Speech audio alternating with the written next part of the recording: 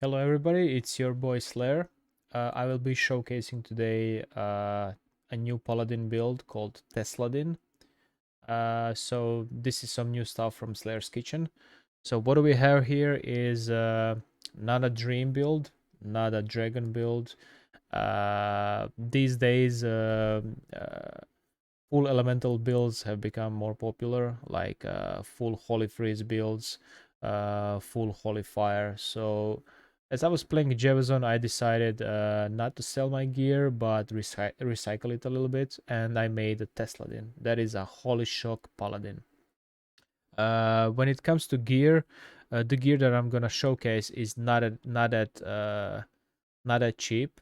But I will give you alternatives for every single piece for a budget build. So what I'm gonna showcase today is probably the top high end gear, and I will, as I said, I will give you alternatives to how you can make it a budget.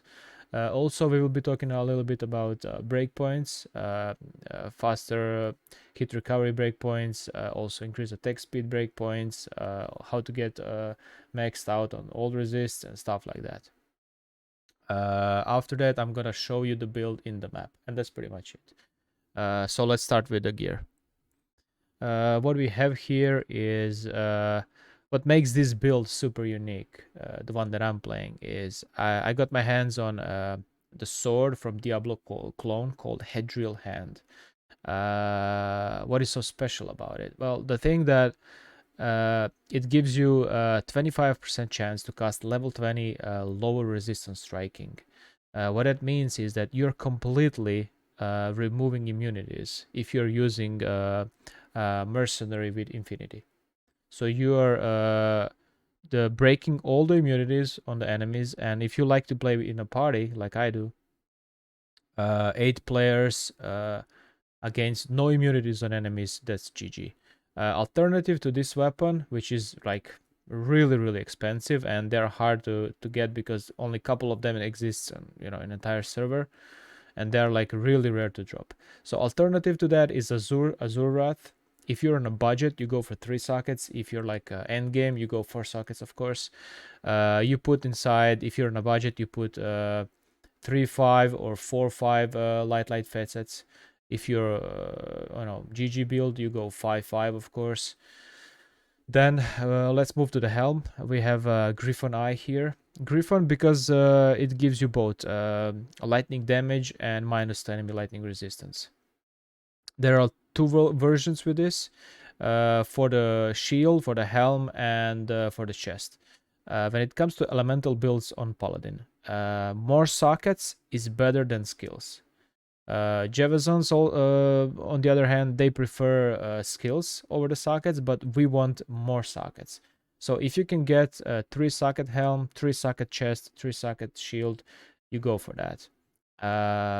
So try get, like, if you're on a budget, you can get Griffon with 2 sockets, 1 sockets, whatever, what is cheaper for you. If you're on end game, go 3 sockets with as high possible lightning skill damage and minus to enemy lightning resist. I got the perfect Griffon, which is the only one on the server right now, so I'm pretty lucky on that one.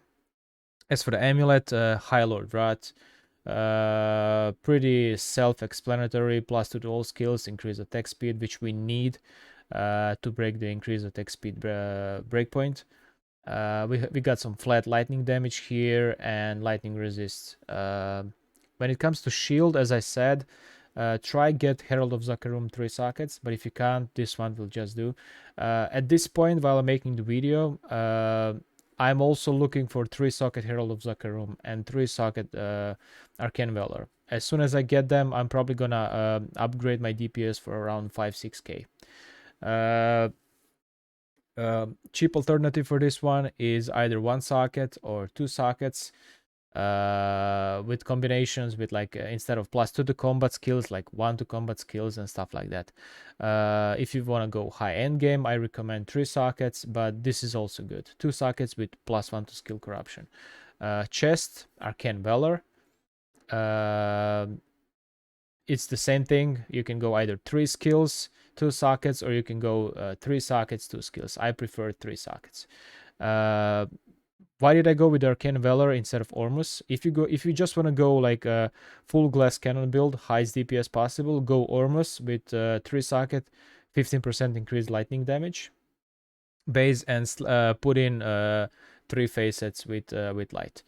Then let's move to the gloves. Jack gloves with increased attack speed, corrupt. We need that to break the increased attack speed breakpoint. Belt, you have two versions here. You can go with Thunder God with 10% increased attack speed, or you can go with Arachnid Mesh, 10% increased attack speed. I tried both. They're pretty much equal when it comes to damage, but these ones are giving me some stats, some max light resist, so I chose Thunder God, and I already had it from my Javazon. Rings, I'm using Dual Edge Bulkeros. This is expensive ring, but you can also go with a budget one like Bulkeros with, just some random corrupt or clean. Another ring, if you can get your hands on two of those dual Edge Bulkeros, that would be nice. But you can also get some crafted ring like I did. So perfect mana, perfect life, dual res. You will need res, so try get those, and mana after each kill.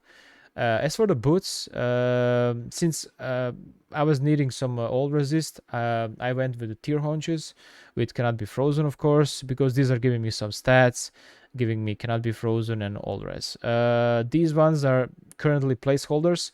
I'm looking for a really nice rare boots with cannot be frozen and triple or quad all resist with 30% movement speed, but those would be epic. When it comes to charms, I'm using 10 of those 5 to old res. Perfectly on those would be increase the walk speed. When it comes to grand charms, we are using offensive grand charms with as high possible life as possible as you can get. A nihilist charm and torch, of course. Try get those with high old resist and vitality. When it comes to skills, pretty much the same deal as Holy Freeze and Holy Fire. So you go, you're gonna max Lightning Res and Salvation. Grab the Vigor, of course, and Defiance.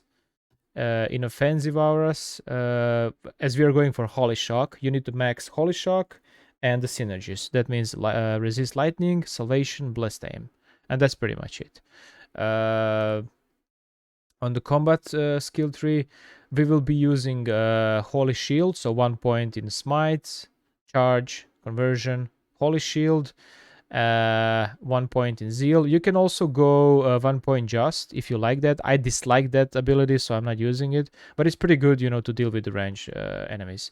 Pump up everything that you have left over into Zeal. So basically, the build works like this. Before you start playing, pop up your Holy Shield, which will bring us to max chance to block, 75. After that, you put your Holy Shock on the right ability, and on the left, we're gonna use Charge to move around and to attack bigger packs. And if you're fighting a boss or like a tough enemy, then you switch to Zeal. And that's pretty much it. When it comes to my damage, I will show you when we get into the map. So once in the map, you can buff up with your CTA. You see, like my damage right now is 48k. If I would switch to those three socket versions, my damage would be almost 60k. So that's a huge difference, almost like 12k difference. As for the gameplay, you will see it's pretty simple. I prefer to see, I prefer to play this, not complicated builds. So you're pretty much just charging around, slamming into enemies. If you're unlucky, you're gonna get mods on the map that's gonna, just drain your mana. That's why I love to run those 2 rings, so you can get like a lot of mana back. The thing about lightning is that there is a huge gap between min and max damage. If you see, like, max damage is like 50k, but min damage is like 3k only. So basically, sometimes you one-shot everything, sometimes it takes like 2-3 hits, like you can see. But it's pretty GG for mapping. I play it like when I stream, when I do 8-player maps, I run with the paladin. When I solo do the maps, I run with the paladin. The only problem is if you wanna do magic finds outside the maps, then it's problematic because you can't squeeze any magic find on that gear. Also, nice thing about the build is that you can move fast around with charge. That is really nice. It can deal with tons of mobs. It's really tanky. It has high life leech. It has high mana leech. We are capped on our resistances, as you can see. As for the breaking points, I'm gonna talk a little bit about that. What you want to get is faster hit recovery. You have to reach 27. Increase attack speed, you need to reach 90. And for the resistances, try to cap them. I always go a little bit over the cap because I'm usually just tanking for my group and removing immunities. It's not about doing so much damage. It's about removing the immunities so your group can kill them. But as I said, TESLADIN is doing fuck ton of damage, so that's GG. That's pretty much it, boys. If you have any questions or tips, or if you wanna, give me some tips how to upgrade my gear, just let me know. Send me a message.